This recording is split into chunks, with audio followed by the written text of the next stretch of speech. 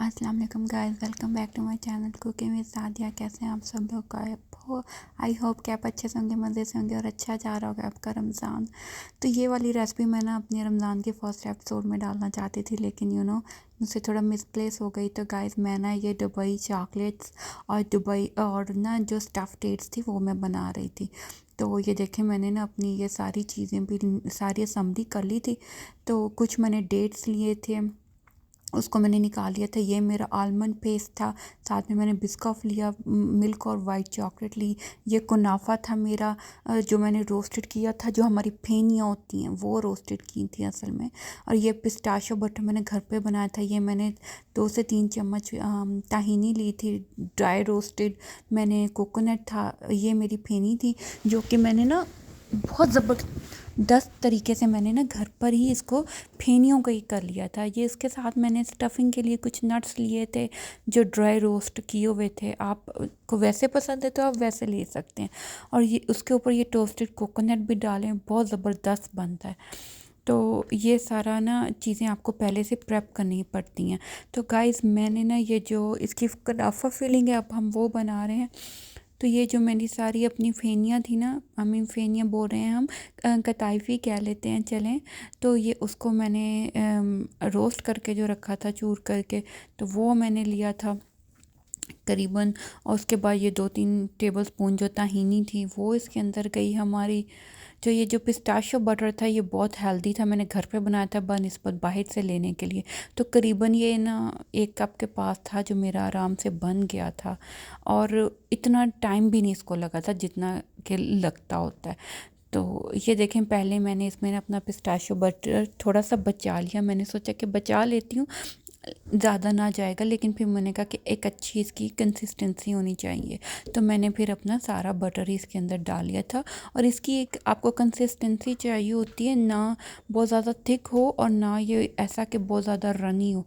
तो medium size का होना चाहिए। देखें जैसे ये मैंने की। उसके बाद मैंने अपनी डेट्स को 1 बाय 1 लेके ना, तो उसमें मैंने ये जैसे फिलिंग कर ली थी ये दुबई चॉकलेट्स बनाने के लिए, कि उसको हम कोको और चॉकलेट और वाइट चॉकलेट के साथ इनको कवर कर लेंगे। थोड़ा सा आपको असम्बली पे टाइम लगता है, लेकिन उसके बाद इतना वक्त ज़्यादा नहीं लगता। आपका जल्दी ही ये बन जाती हैं अगर आपकी सारी चीज़ें ना तैयार हों। तो क्या नाम है, ये मैंने बस अपनी सारी डेट्स को इसी तरह, थोड़ा टाइम कंज्यूमिंग था। और साथ में बच्चे भी मेरे साथ में घर में थे, तो वो भी बहुत शौक़ से ज्वाइन करना चाह रहे थे। इसीलिए भी मैंने सोचा कि मैं वॉइस ओवर कर दूँगी। देखिए मेरे दुबई चॉकलेट्स हो गई थी। तो साथ में भी मैंने कहा कि ये जो वो स्निकर वाली एक दफ़ा ट्रेंड में बहुत ज़्यादा चली थी, तो मैंने कहा चलो लेट ही सही हम भी वो ट्राई करेंगे। तो फिर मैंने इसमें जो मोटे पीनट्स थे, मुझे कॉस्को से मिलते हैं रोस्टेड, वो बहुत ज़बरदस्त होते हैं। अच्छे बड़े साइज़ के पीनट्स होते हैं, वो आप इनमें स्टफ़ कीजिएगा। उनका जायका भी बहुत अच्छा आता है, और वो उसकी ना वो होती भी मोटी हैं, बड़ी हैं। तो वो मैंने लिए थे। साथ में ये देखें, जो मैं ना अंदर मेरे कैशू नट्स हैं वो भी मेरे ना रोस्टेड से थे, जो मैं लेके आई थी। तो वो भी मैंने इसके अंदर सारे स्टफिंग की थी। तो ये बहुत ज़बरदस्त है। आप अपने बच्चों को भी साथ लगाएं, बड़ा ही मज़ा आता है। रमज़ान का भी वक्त का पता नहीं चलता। ये देखें, साथ में मुझे ना ये जो बिस्कॉफ का था, मेरे बच्चों को बहुत पसंद है, तो मैंने वो लिया था। तो बिस्कॉफ का मैंने ये इस तरह स्प्रेड आप इसी तरीके से डालिएगा, वो अच्छा रहेगा। वरना अगर आप स्पून के साथ डालने के लिए कोई स्प्रेड ट्राई करेंगे ना, तो आपका वो स्प्रेड अच्छे से अंदर स्प्रेड लगेगा नहीं, और आपका काफ़ी ज़्यादा वो ना मैसी हो जाएगा। तो ये इसी तरह से ही ना ये आपकी अच्छी लगनी है। देखिए मैंने फिर आलमंड वाली भी इसी तरह से अपनी स्टफिंग की थी। तो ये आप सारी तरह तरह की जो भी अपनी जो चॉकलेट्स हैं नट्स के साथ, ये ना एक हेल्दी सोर्स ऑफ एनर्जी है। और जो फ़ैट है नट में आपको मिलेगी, वो आपको बहुत अच्छा एनर्जेटिक रखेगी। तो बड़ा ज़बरदस्त से ये हो जाता है। ये देखें, मैंने सारी अपनी इसी तरह से ना स्टफिंग कर ली थी। और आपने ना जब स्टफिंग कर लेनी, उसके बाद फिर आपने ना ये जब चॉकलेट मेल्ट करनी, तो मैंने इसके अंदर टी स्पून कोकोनट ऑयल डाला हुआ था। तो आपने 30 सेकंड के लिए अपने चॉकलेट चिप्स को रखना है माइक्रोवेव में, फिर निकालना है और फिर उसको स्टर करना, फिर 30 सेकंड के लिए रखना है अंटिल आपके पास ये कंसिस्टेंसी हो कि ये देखो जैसे ये रनी सी, ये मैंने दरमियानी रखी थी। अगर आप टेबल स्पून भर के डाल देंगे तो आपकी ज़्यादा रनी हो जाएगी।